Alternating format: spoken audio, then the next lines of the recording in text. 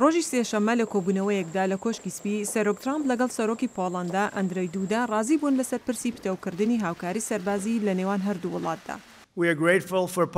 ئێمە سوپاسگوزاری سەرکردایەتی پۆڵەنداین لە هەمبەر خەرجی بەرگری و بەشداریکردین لە بڕیارەکاری ناتۆدا. دەمەوێت پۆڵەندا ڕاستپێرم بۆ بەشداریکردن لە کۆبوونەوە و پابندبوونی بە خەرجەکانی بەرگری ناتۆ و من خۆشحاڵم کە ئەوان پلانی زیادکردنی خەرجیان هەیە کە لە سایە دوو تێپەڕ دەکات.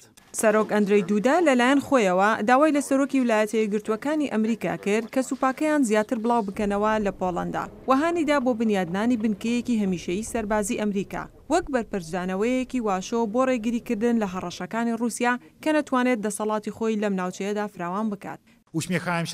من زۆر دڵخۆش بووم کاتێ لەگەڵ سەرۆک ترامپ و توێژمان دەکرد و گوتم من ئارەزوی ئەوە دەکەم بنکەیەکی هەمیشەیی سەربازی ئەمریکا لە پۆڵەندا دەبەمەزرێت کە دەتوانین بە قەڵای ترامپ ناوزەدی بکەین و من بە باوەڕێکی بتەوە ئەو بریارە بە گونجاو دەزانم و ڕازی.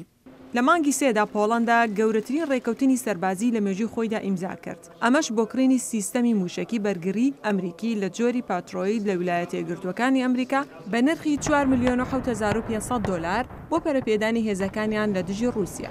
هەفتەی ڕابردوو رووسیا گەورەترین ڕاهێنانی سەربازی ئەنجامدا لە دوای جەنگی ساردەوە و بۆ یەکەم جار بانکهێشتی چینی کرد کە بەشداری تێدا بکات.